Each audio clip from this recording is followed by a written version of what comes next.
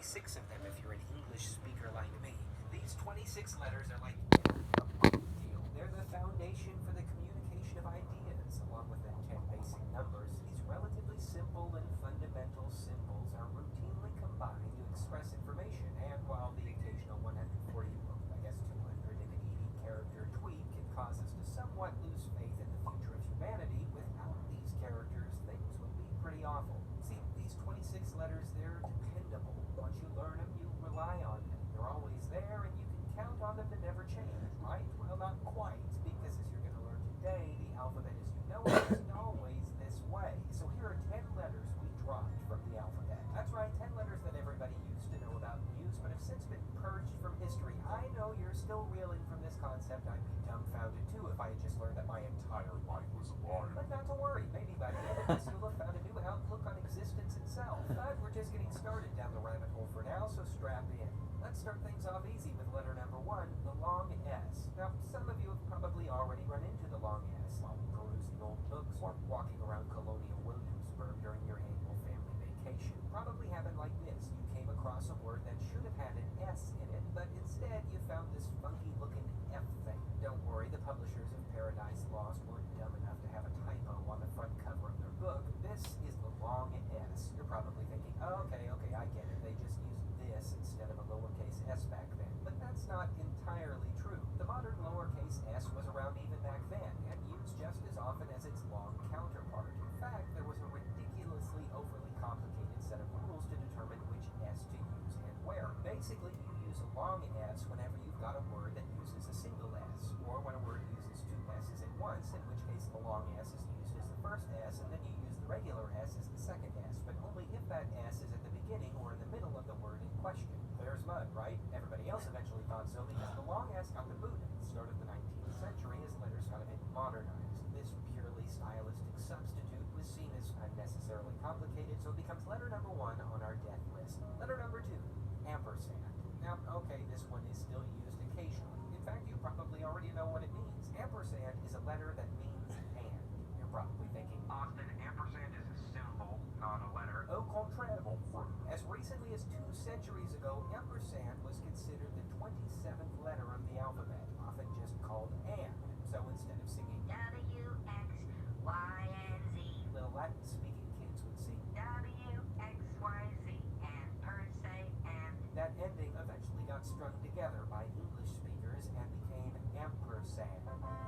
With the invention of text messaging and Twitter character limits, ampersand has had a bit of a renaissance in recent years, but I doubt it'll get added back as letter 27 in English textbooks anytime soon. Number 3, thorn. Hey, here's a question. You ever drive by some dive downtown and it's got a sign outside that says Ye Old Brick Tavern or something like that? I actually see it quite a lot. My favorite in my hometown of Springfield, Missouri is this little car wash that's affectionately called Ye Old Buggy Bath. Buggy. Anyway, it might interest you to know that that Y on E isn't actually a Y at all, but was a derivative of our third letter, thorn. In a nutshell, thorn was a letter meant to represent TH.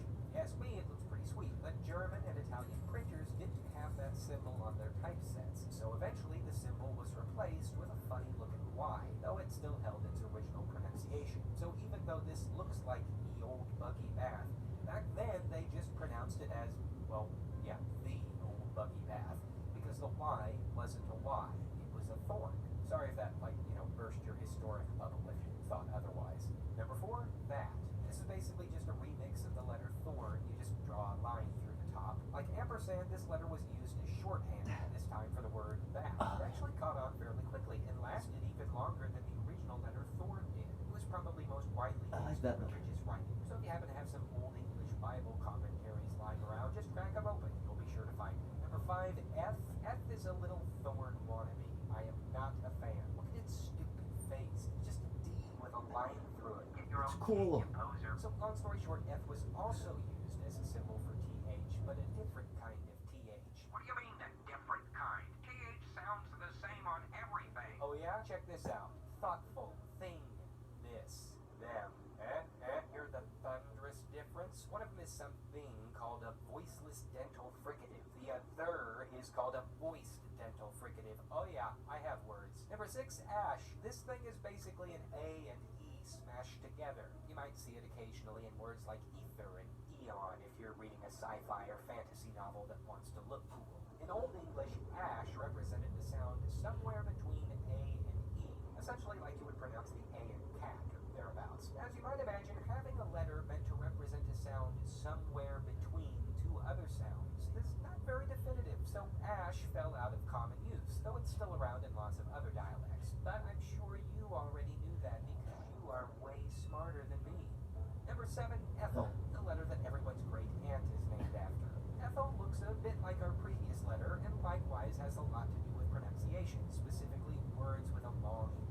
So we're talking subpoena, fetus, and the such like. The pronunciation in question will depend if it is a Latin word or a Greek word, and if you want to know how to find out the language of origin, then simply shoot a friend request over to the closest script spelling bee judge. I'm sure that they would be more than happy to tell you. Number 8, win.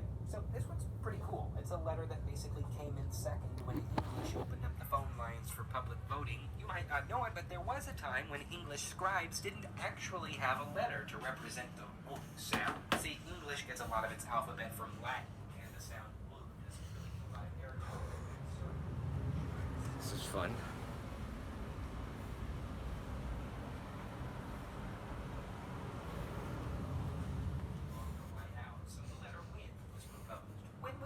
For a bit. Scribes really liked it, but for whatever reason, folks really couldn't break the habit of just using those two U's. Eventually,